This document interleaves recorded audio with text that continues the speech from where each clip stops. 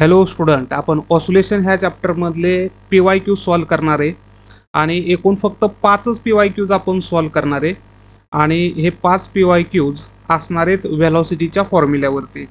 आपल्याला माहिती आहे की इंट्रोडक्शनच्या लेक्चरमध्ये किंवा सुरुवातीच्या पार्टमध्ये आपण ऑसिलेशनमध्ये रिस्टोरिंग फोर्स पाहिलेले, रिस्टोरिंग फोर्स नंतर आपण डिफरन्शियल इक्वेशन पाहिलेले, डिफरन्शियल इक्वेशन नंतर व्हेलॉसिटीचा फॉर्म्युला आपण पाहिलेला आहे. मी जरा फॉर्म्युल्यांचं थोडंसं रिव्हिजन करतो, कारण जे आता मी फॉर्म्युले सांगणार आहे त्या फॉर्म्युल्यांपैकीच फॉर्म्युले आपण वापरणार आहे आणि इक्वेशन सॉल्व करणार आहे. त्याच्यामुळं फॉर्म्युले हे व्यवस्थित लक्षात ठेवा. सुरुवातीचा जो फॉर्म्युला आहे तो फॉर्म्युला आपण रिस्टोरिंग फोर्सचा मायनस केक्स हा आपल्याला माहिती आहे. त्याचबरोबर आपल्याला डिफरन्शियल इक्वेशन लागणारच नाही, आत्ता लागणार नाही की आपण हे जे 5 इक्वेशन सॉल्व करणार आहे ते, आणि ते फक्त आणि फक्त आपण व्हेलॉसिटीचे पाहणार आहोत, velocity in the simple harmonic motion. आणि जर तुम्ही 2021, 2022, 2023 आणि 24 या 4 वर्षांमधले जर पी वाय क्यूज काढून पाहिले आणि जर कम्पेअर केलं की व्हेलॉसिटीचा फॉर्म्युला, ॲक्सेलरेशनचा फॉर्म्युला आणि डिस्प्लेसमेंटचा फॉर्म्युला, ह्या 3 फॉर्म्युल्यांपैकी सगळ्यात जास्त जे न्यूमरिकल्स विचारले गेलेले आहेत ते व्हेलॉसिटीच्या फॉर्म्युल्यावरती. म्हणून आपण सुरुवातीचे काही दिवस व्हेलॉसिटीच्या फॉर्म्युल्यावरती जे आलेले पी वाय क्यूज आहेत ते पाहणार आहे आणि पी वाय क्यूज आपण 2021 पासून सॉल्व करतोय. तर व्हेलॉसिटीचा फॉर्म्युला आपल्याला काय माहित होता, तर plus minus omega root of A square minus x square हा व्हेलॉसिटीचा फॉर्म्युला आपल्याला माहित होता. आता ह्या व्हेलॉसिटीमध्ये पण तुम्हाला माहिती आहे की ज्यावेळेस पार्टिकल हा सिम्पल हार्मोनिक मोशन करतोय, ज्यावेळेस पार्टिकल हा लिनियर एस एच एम करतोय, लिनियर सिम्पल हार्मोनिक मोशन करतोय, तर त्याच्यामध्ये आपल्याला माहिती आहे की एक पोझिशन आहे मीन पोझिशन, त्याच्यानंतर ही जी पोझिशन आहे ती एक्स्ट्रीम पोझिशन, आणि ह्या एक्स्ट्रीम पोझिशनला आपण काय म्हणतो, पॉझिटिव्ह एक्स्ट्रीम पोझिशन, आणि ही सुद्धा एक आहे एक्स्ट्रीम पोझिशन, ह्याला आपण काय म्हणतोय, निगेटिव्ह एक्स्ट्रीम पोझिशन. तर व्हेलॉसिटीच्या स्पेशल केसमध्ये आपण पाहिलं होतं की ॲट द मीन पोझिशनला एक्सची व्हॅल्यू काय बनते, 0, आणि म्हणून ए स्क्वेअर हा रूटच्या बाहेर आला तर तो बनतो ए, आणि व्हेलॉसिटी बनते मॅक्झिमम, आणि मॅक्झिमम व्हेलॉसिटीचा फॉर्म्युला आहे प्लस मायनस ओमेगा इंटू ए हा फॉर्म्युला आहे. आता इथले प्लस मायनस काय इंडिकेट करतात, तर प्लस मायनस इंडिकेट करतात डायरेक्शन.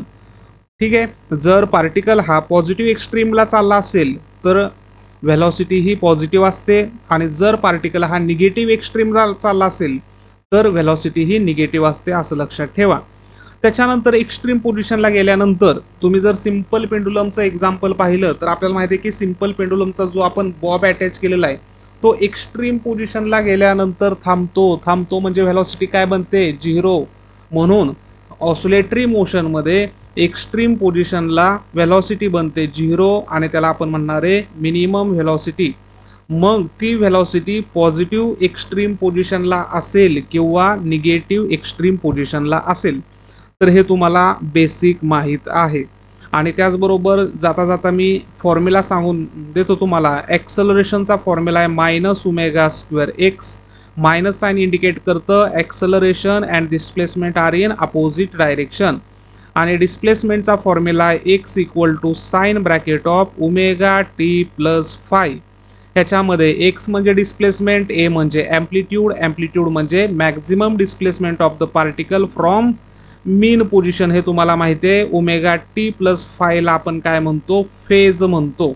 आता हे आपण थेरॉटिकल लेक्चर पाहत नसल्यामुळं जास्त डिटेलमध्ये जाणार नाही. आत्ता आपल्याला ह्या आजच्या लेक्चरमध्ये जे आपण 5 पी वाय क्यू सॉल्व करणार आहोत त्या 5 पी वाय क्यूजमध्ये आपल्याला हा फॉर्म्युला मॅक्झिमम वेळा लागणार आहे. म्हणजेच आपण फक्त आणि फक्त ह्या लेक्चरमध्ये जे 5 पी वाय क्यूज पाहतोय ते व्हेलॉसिटीवरचे पी वाय क्यूज पाहतोय. ठीक आहे, तर आता हा जो पार्ट आहे हा सगळा पार्ट मी इरेज करतो आणि आपण पहिल्या क्वेश्चनला सुरुवात करूया. आता बघा क्वेश्चन वाचा काय दिलेला आहे.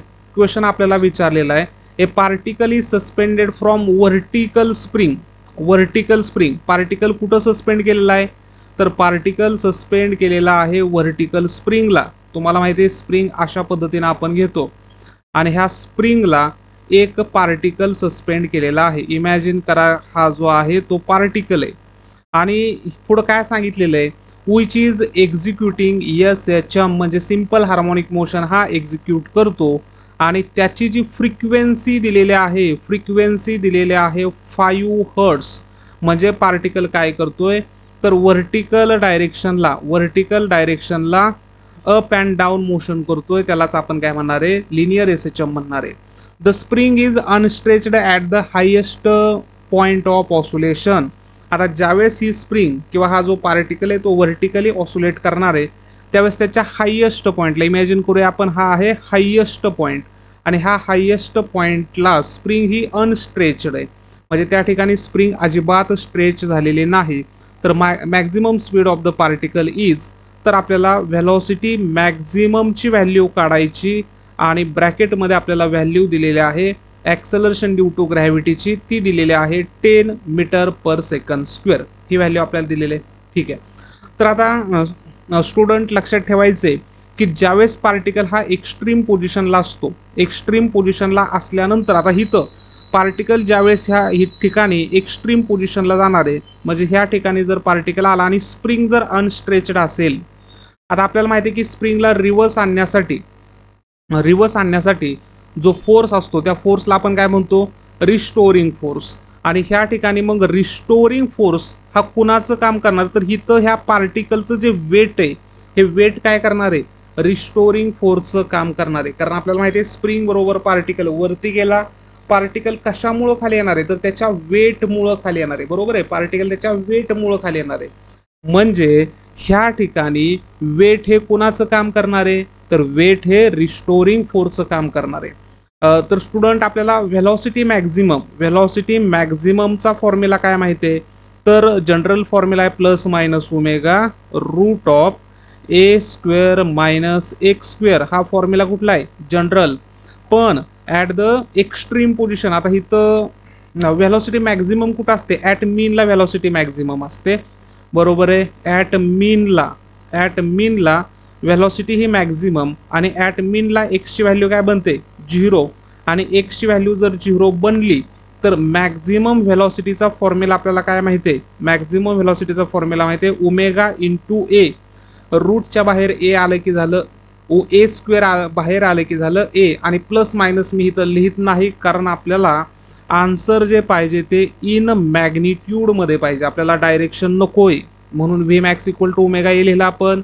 इथपर्यंत सगळ्यांच्या लक्षात आलं का? फास्ट होत असेल तर तुम्ही कमेंट करून मला सांगू शकता की सर फास्ट होतंय, जरा स्लो सांगा, आमच्या काही लक्षात येत नाही, आम्ही सुरुवात केली अभ्यासाला, मी स्लो तुम्हाला सांगेल, काही हरकत नाही. आता व्हेलॉसिटी मॅक्झिममचा फॉर्म्युला काय आहे, ओमेगा इंटू ए फॉर्म्युला आहे. आता ह्याच्यामध्ये ओमेगा म्हणजे कोण आहे, अँग्युलर व्हेलॉसिटी. अँग्युलर व्हेलॉसिटी आपल्याला इथं दिलेली आहे का, आणि जर दिलेली नसेल तर ती अँग्युलर व्हेलॉसिटी आपल्याला फाइंड आउट करावी लागेल.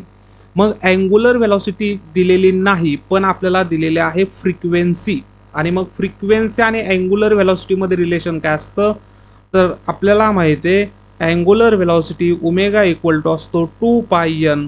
म्हणून इथं 2πn ची व्हॅल्यू काय दिली, 5 दिली, म्हणजे 5 इंटू 2 काय झाले 10π. म्हणजे ओमेगाची व्हॅल्यू तर आपल्याला काय मिळाली, 10π मिळाली. ही व्हॅल्यू आपण इथं पुट करून द्यायला मोकळे झालो. आता इथं ॲम्प्लिट्यूड आपल्याला दिलेले आहे का, ॲम्प्लिट्यूड आपल्याला ह्या ठिकाणी दिलेली नाही, म्हणजे आपल्याला ॲम्प्लिट्यूड फाइंड आउट करावी लागेल.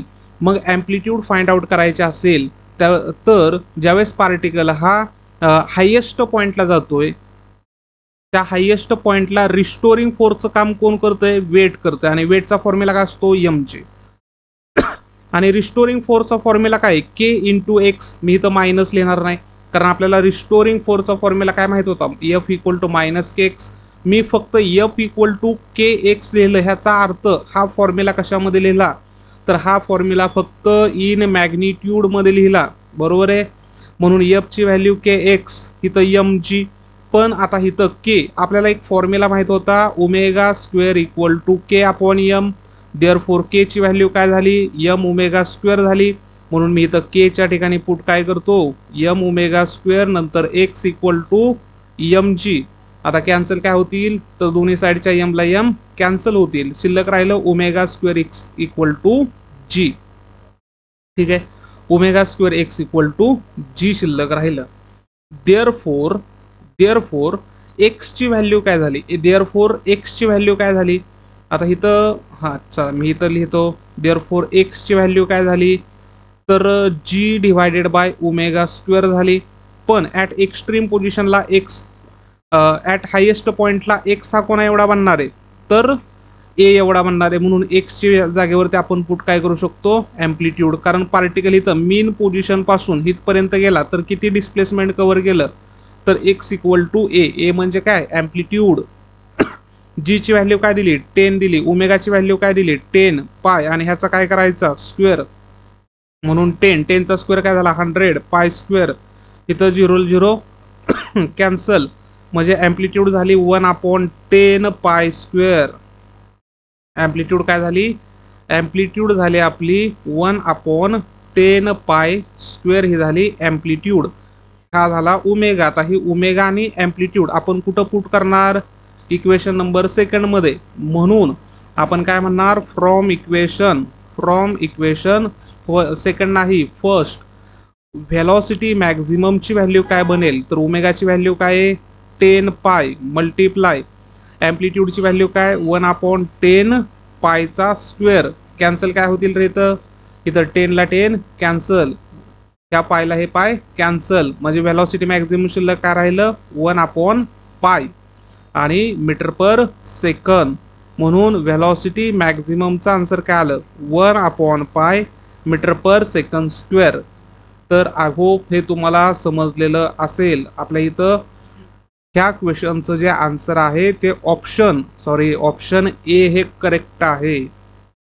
ऑप्शन ए हे राईट आन्सर आहे. 1/पाय मीटर पर सेकंद ही झाली मॅक्झिमम व्हेलॉसिटी. हॅलो, आता हा सेकंड क्वेश्चन पहा. क्वेश्चन अतिशय सिंपल आहे. ह्याच्यामध्ये काय दिलंय, a particle is performing simple harmonic motion with maximum velocity. आता लक्ष द्या रे, व्हेलॉसिटी कशी दिलेली आपल्याला, मॅक्झिमम.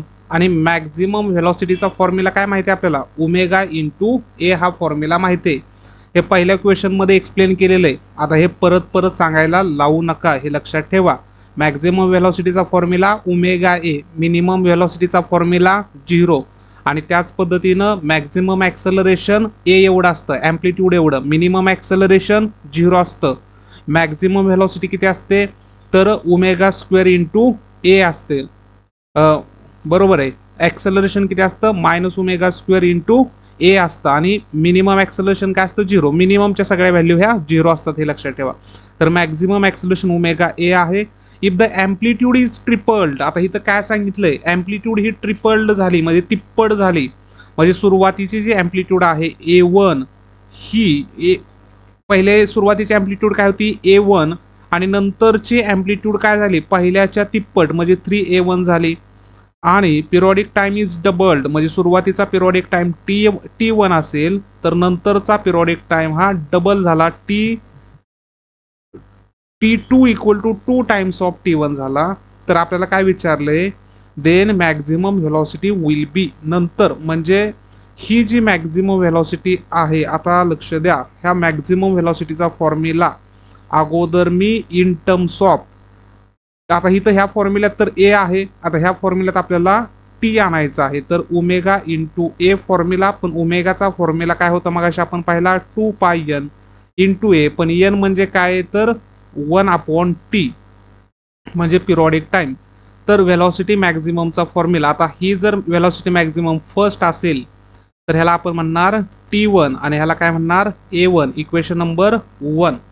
आणि नंतर सेकंड केसमध्ये काय होणार, व्हेलॉसिटी मॅक्झिमम सेकंड पार्टमध्ये तर 2π टाइम किती असणार T2 मल्टिप्लाय ॲम्प्लिट्यूड किती असणार A2.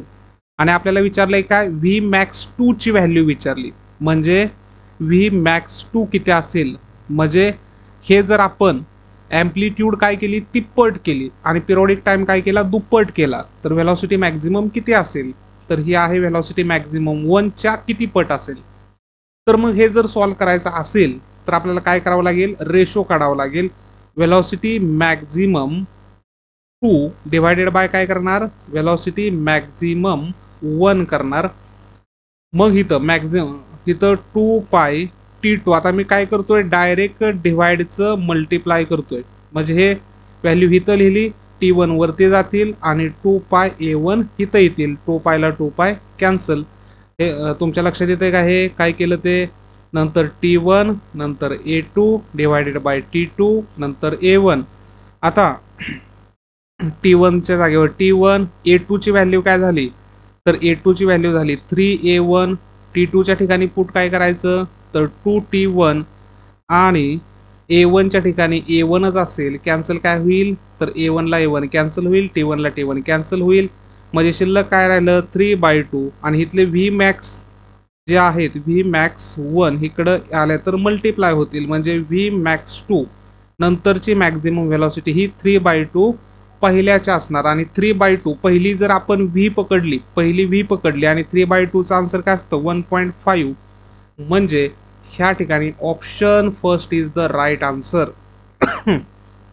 कळालं का हे डायरेक्ट केलं मी जरा विचार करा ह्याच्यावरती बाकी ह्याच्यामध्ये विशेष काहीच नाही जे मॅथमॅटिकल आपण ऑपरेशन करतो हे लक्षात आलं पाहिजे आणि हे प्रॅक्टिसनं जमतं प्रॅक्टिस मेक मॅन परफेक्ट आणि ऑल्सो वुमन सुद्धा त्याच्यामुळं प्रॅक्टिस करा आता पुढचा प्रश्न बघा पुढचा प्रश्न म्हणजे हा प्रश्न सुद्धा एकदम सोपा आहे हा प्रश्न त्याच्यामध्ये काय दिलंय a particle executing simple harmonic motion particle simple harmonic motion करतोय start from the mean position म्हणजे इनिशियल डिस्प्लेसमेंट 0 असेल its amplitude is A and time period T तर त्याची ॲम्प्लिट्यूड ए दिली टाइम पिरियड टी दिले at what displacement its speed is 1/4 of the maximum speed असं कोणतं displacement आहे विचारलंय काय असं कोणतं डिस्प्लेसमेंट आहे की त्या ठिकाणी त्याचं जे स्पीड आहे पार्टिकलचं जे स्पीड आहे हे 1/4 असेल कुणाच्या मॅक्झिमम स्पीडच्या आणि मॅक्झिमम स्पीडचा फॉर्म्युला काय आहे तर तो आहे ओमेगा इंटू ए म्हणजे स्पीड ह्या स्पीडला डिस्प्लेसमेंट किती सिंपल आहे मग बघा फॉर्म्युला कुठला वापरणार व्हेलॉसिटीचा V इक्वल टू मॅग्निट्यूड मधला omega root of A square minus x square आपल्याला व्हेलॉसिटी किती दिली तर 1/4 दिली मॅक्झिमम स्पीडच्या म्हणून व्हेलॉसिटीच्या ठिकाणी 1/4 omega A equal to omega root of A square minus x square cancel काय होईल इकडचा ओमेगा इकडच्या ओमेगाला कॅन्सल करेल मग शिल्लक काय राहिलं तर शिल्लक राहिलं A/4 equal to root of A square minus x square आता रूट जर घालवायचा असेल तर दोन्ही साईडला काय करणार स्क्वेअर करणार म्हणून A²/4 equal to a square minus x square असेल ठीक आहे आता आणि हो ए चा स्क्वेअर आणि 4 चा पण स्क्वेअर करावा लागेल ना रे आणि 4 चा स्क्वेअर काय होईल 16 होईल आता 16 इकडे आणले तर मल्टिप्लाय करायचे म्हणून A² equal to 16 bracket of A² minus x square therefore काय करणार A² equal to 16A² minus 16x² आता हे मायनस 16x² लेफ्ट आणले तर होतील प्लस म्हणून 16x² इक्वल टू 16A² जागेवरती मायनस A² आणि 16A² मधून A² गेले तर राहिले काय 15A² इक्वल टू 16x² पण आपल्याला व्हॅल्यू कोणाची काढायची x ची व्हॅल्यू काढायची म्हणून x² equal to 15A² divided by 16 आता x चा जर स्क्वेअर काढला तर 15 कसे येतील रूट मध्ये A² चा इथला पण स्क्वेअर निघून जाईल म्हणून a आणि 16 हा कोणाचा स्क्वेअर रूट आहे तर 4 चा म्हणून आपलं आन्सर काय येईल तर आपलं आन्सर असणार आहे 15a√15 अपॉन 14 आहे रे 4 म्हणजे त्या आन्सर काय असायला पाहिजे 4 असलं पाहिजे एक मिनिट 4च आहे इथं प्रिंटिंग मिस्टेक आहे, प्रिंटिंग मिस्टेक आहे. तिथं काय आहे, 4च आहे. A √15/4. Option D is the right answer. आता हा प्रश्न काय दिलेला आहे पहा. A spring of force constant 400 newton per metre. एक स्प्रिंग आहे. ओके, आपल्याला काय दिले, एक स्प्रिंग आहे आणि ह्या स्प्रिंगचा आपल्याला दिलेला आहे स्प्रिंग कॉन्स्टंट. स्प्रिंग आणि त्याला मास पण मी अटॅच करून ठेवतो. आणि हा स्प्रिंग कॉन्स्टंट किती दिलाय, स्प्रिंग कॉन्स्टंट आपण के न दाखवतो, तो दिलेला आहे 400 newton per metre. Is loaded with mass. Mass किती दिलेलं आहे, तर मास दिलेलं आहे 0.25 kg. आता 0.25 kgचं कन्व्हर्जन जर मी 25 मध्ये केलं तर ह्याचं पॉवर काय होईल, तर पॉवर होईल -2 kg. हे तर कळतंय सगळ्यांना. The amplitude of oscillation is 4 centimetre. आणि इथं जे ऑस्युलेशन होतंय त्याची एम्प्लिट्यूड दिली 4 सेंटीमीटर. 4 सेंटीमीटरचं मीटरमध्ये केलं तर सेंटी म्हणजे -2 आणि मीटर जागेवरती ठेवलं तर ही एम्प्लिट्यूड आहे. When mass comes to equilibrium position, म्हणजे हे स्प्रिंग ज्यावेळेस व्हर्टिकल ऑस्युलेशन करते त्यावेळेस मास हे इक्विलिब्रियम पोझिशन. आता इथं इक्विलिब्रियम पोझिशन म्हणजे काय, की हे वेट हे काय झालं, स्थिर झालं. म्हणजे आता हे वेट वरती पण जात नाही, वेट खाली पण जात नाही. ह्या पोझिशनला काय म्हणायचं, इक्विलिब्रियम पोझिशन म्हणायचं. इट्स व्हेलॉसिटी इज, तर त्यावेळेस ह्याची व्हेलॉसिटी किती असेल, velocity equal to question mark. इथं इक्विलिब्रियम पोझिशन म्हणजे आपल्याला कन्सिडर करावं लागेल मीन पोझिशन, कारण मीन पोझिशनचं दुसरं नाव आहे इक्विलिब्रियम पोझिशन. आणि मग इक्विलिब्रियम पोझिशनला व्हेलॉसिटी काय असते, मॅक्झिमम. मग आपल्याला ह्याची व्हेलॉसिटी फाइंड आउट करायची. मग व्हेलॉसिटी मॅक्झिममचा फॉर्म्युला काय माहिती आहे आपल्याला, व्हेलॉसिटी मॅक्झिममचा फॉर्म्युला माहिती आहे ओमेगा इंटू ए. पण इथं ओमेगा दिलाय का, नाही दिला. पण कोण दिलाय, के. तर के आणि यम आणि ओमेगा मध्ये काय रिलेशन आहे, तर omega square equal to K upon m माहिती आहे आपल्याला, बरोबर आहे. आणि देअरफॉर ओमेगा इक्वल टू काय मिळेल, मग √के/m मिळेल. म्हणून इथं ओमेगाच्या ठिकाणी मी पुट काय करतो, √के/m मल्टिप्लाय होण आहे एम्प्लिट्यूड.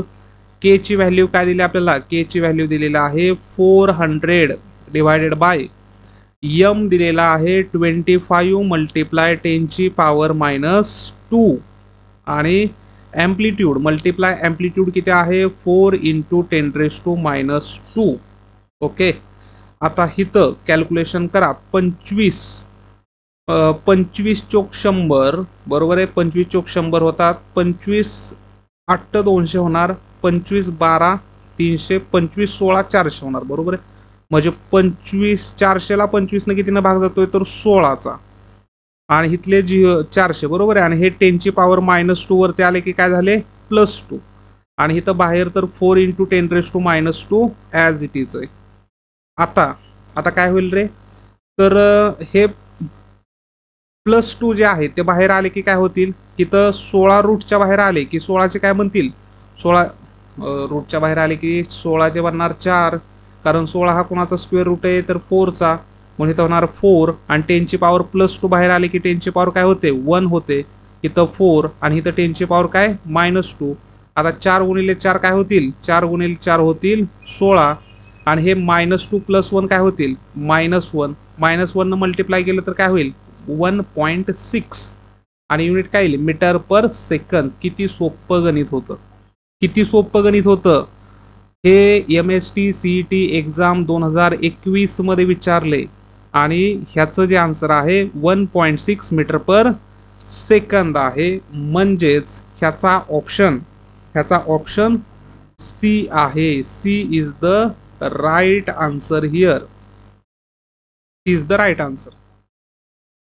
आता आपण आजच्या लेक्चरमधलं शेवटचं आणि 5वं न्यूमरिकल म्हणजेच MCQज पाहत आहे. आणि हा सुद्धा MCQज 2021ला विचारलाय.